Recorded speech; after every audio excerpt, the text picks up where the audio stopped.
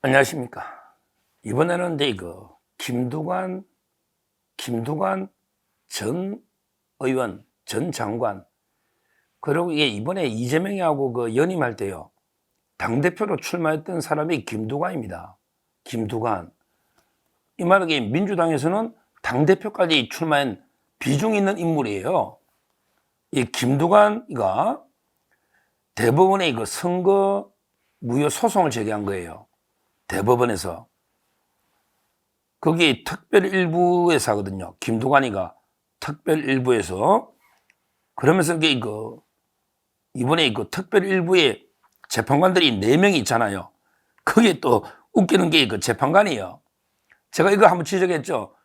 김두관이가 이번에 총선에 왜 양산이죠. 양산에 누구하고 붙었어요? 김태호. 우리 김태호 의원 이번에 왜 원내대표가 권성동 의원한테 박살나버렸잖아요. 참 이게 저하고 친한 제 지역구 고향 국회의원인데 안타까워요.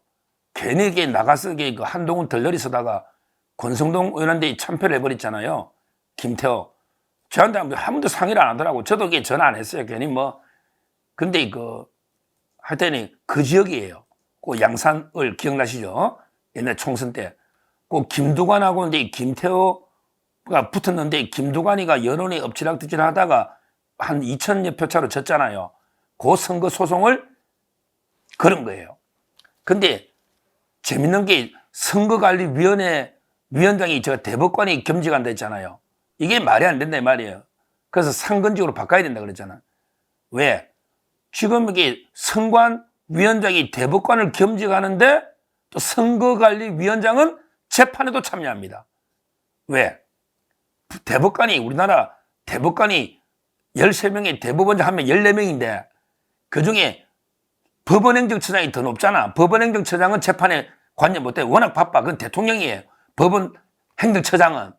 대통령은 아니지만 이게 대법원장 밑에서 실무를 다 해요. 그러니까 이제 법원행정처장을 빼고 나면 대법관이 12명이니까 그러니까 4명, 3개 조가 있잖아요. 그러니까 선거관리위원장은 재판도 해야 된다니까? 그러니까 선거관리를 언제 하느냐고. 재판이 얼마나 많은데. 대법원의 재판이 하루에 700건이 올라온다니까요? 그러니까 이번에 선거 무효 소송했더니 그 대법관이 누구냐면요.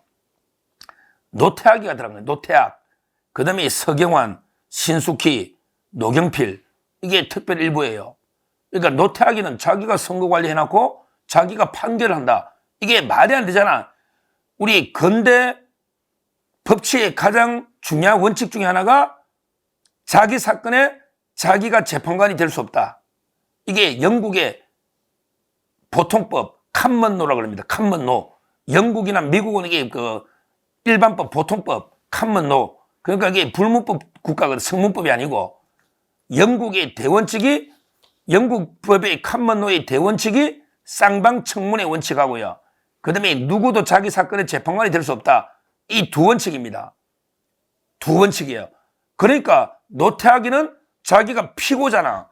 근데 자기가 재판한다? 이건 말도 안 되는 거예요. 당사자가 판결하면 누구도 자기 사건의 재판관이 될 수 없다. 이 근대 사법의 대원칙에 반하는 거예요, 이게. 그러니까요. 어제 김두관이가 재판하는데 노태악이는 이런 거 제척이라고 합니다. 법에 의해서 자동적으로 배제가 되는 거예요. 그러니까 예를 들어 원피고하고 사촌이다, 사촌. 친척이잖아요. 이러면 이게 자동 배제되는 거예요. 이걸 제척, 그 다음에 깊이, 회피. 3가지 있잖아. 제척, 깊이, 회피. 제척은 뭐다? 법에 의해서 자동적으로 배제되는 게 제척입니다. 그러니까 노태악이는 제척이 되는 거예요. 그럼 3명이 재판하는 이런 어제 무효소송 재판이 어제 진행됐거든요. 그걸 아시겠죠? 대법원에서 노태악이 빼고 제가 여기 좀 법률 이야기 많이 했는데 저희 서정팀 법률팀이니까 보면 이게 법상식은 많이 늘 것 같아요. 자, 근데 이 재판에서 김두관이가 뭐라 했냐? 이 재판에서 김두관이가 뭐라 했냐? 전자개표기에 문제가 많아 선거 결과를 받아들일 수 없다. 없다. 이렇게 주장했어요. 2084표 차이로 졌어요. 2084표. 그러면서 이게 뭐라 했냐? 전자개표기가 부정확하며 그 다음에 미분류 투표지 이게 옛날에 김어준이가 많이 써먹던 거죠. 미분류 투표지의 수개표 재분류 과정에서 왜곡이 있었다. 김어준이가 한 말 똑같잖아요. 미분류 투표지 인식을 못하는 이렇게 수개표 재분류 과정에 왜곡이 있었다. 이렇게 이야기하면서 와, 김두관이가 이랬네요. 우리나라가 수출한 전자개표기 때문에 외국에서도 이게 부정선거 난리가 나지 않느냐. 우리나라가 수출한 개표기가 문제가 많아 외국에도 논란된다 이거예요. 그러면서 이게 프랑스와 독일은 수개표하고요. 프랑스, 독일은. 그 다음에 대만은 100% 완벽한 수개표를 한다. 이렇게 김두관이가 한 말입니다. 이게 그거 유튜브가 한 말이 아니에요. 김두관이가. 그러면서 이게 뭐랬냐. 이 말도 했네. 그러면서 이제 투표지의 이미지 스캔 파일, 투표지 있잖아요. 그걸 이미지 스캔 파일하고 실제 투표지하고 일일이 대조하는 검증이 필요하다. 이거 똑같은 거 아닙니까? 투표지의 이미지 스캔 파일하고 그 다음에 실제 투표지하고 일일이 대조하자. 이게 부정선거 주장하는 우리 우파 주장하고 완전히 일치하는 대통령이 이번에 검증하려는 거 똑같은 거 아닙니까? 똑같은 거 아닙니까? 지금 김용현 장관도 옥중에서 부정선거 의혹을 규명하려 했다. 대통령이 순수한 충정이다. 이랬잖아요. 야, 이게 지금 누구냐 말이에요. 김두관이가 누구예요? 김두관이가 다시 말하자면 리틀 노무현이라고 그랬어요. 노무현 때 행안부 장관 선거 책임자 행안부 장관 됐어요. 군수도 하고 도지사도 했죠. 근데 김두관이가 전부 이게 선거 무효 소송하면서 대법원에서 주장한 거예요. 이게 옳고 틀리고를 제가 문제 삼는 게 아니에요. 그거는 재판해보면 아니까. 이제 부정선거 주장은 이게 거의 정신 나간 거구 유튜브만 주장하니까 대통령이 왜 거구 유튜브에 빠져가지고 황당무계한 판결하니 이거는 이제 주장 못하지. 오늘 제가 벌써 이거 두 번 이야기했습니다. 오늘 제가 YTN 라디오에서도 김두관 이야기하고 그 다음에 KBS 광주방송 KBC에서도 이거 하고요. 오늘 제가 MBC 라디오 제일 많이 듣는 권순표 거기 나가서도 이 이야기 할 겁니다. 이제 부정선거가 거구 일각에서 주장해서 대통령이 거기에 빠져가지고 광신적으로 믿고 있는 이 주장은 그러면 김두관이가 거구냐? 그럼 김어준이는 거구냐? 이재명이는 2017년 1월 7일 페이스북에 부정선거다. 3.15를 능가하는 부정선거다. 수개표하자. 그러면 이재명은 거구냐 이 말이에요. 언론들 똑바로 쓰세요. 부정선거는 이재명, 김어준, 김두관 민주당의 당대표 두 명이 주장하고 있는 거다. 물론 우리 우파 쪽에도 주장하지요. 양쪽에서 다 주장하는 거다. 그러니까 검증하자. 이게 공정한 언론 아닙니까? 이제 그런 말은 못 쓸 거예요. 언론이 공정하게 써야죠. 김두관, 이재명, 김어준이면 좌파의 스피커 다 하잖아. 다 부정선거 주장하고 있잖아요. 그러면 이게 사과라도 하든지 이재명. 야, 이재명 네가 주장할 때 2017년하고 이후에 어떻게 달라졌는데? 선관위가 제대로 검증해서 어떻게 바꿔놨는데?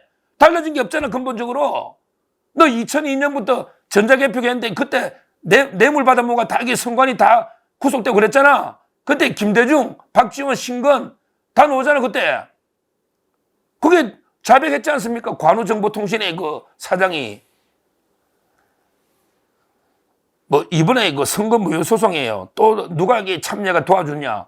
야, 이자가 누구냐면 이게 신상철입니다. 신상철. 이자가 이게 부정선거라고 제보하면서 소송에도 이게 같이 참여했어요. 신상철 서프라이즈 대표 도와가지고 이게 함께 재개하고 대법원 재판도 이게 같이 신상철이가 왔어요. 신상철. 이자는 이게 2010년 천안함 피격 사건 당시에 2010년 그때 민주당 추천 조사위원으로 활동하는 친노무현 성향의 인터넷 매체 서프라이즈 대표 신상철이도 부정선거다. 김어준이도 마찬가지고요.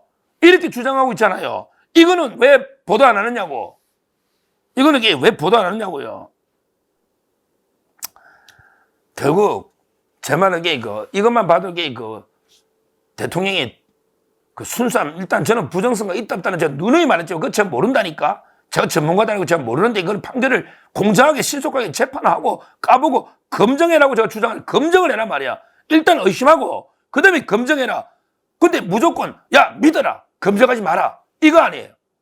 아니 선거 부정이 얼마나 중요한데 왜 그럼 독일이나 이런다잖아. 김두관이 말이에요. 독일이나 프랑스 선진국에서는 뭐 선진국에 개표기가 없어가지고 이래 합니까? 선진국 개표기가 없어 그러냐고.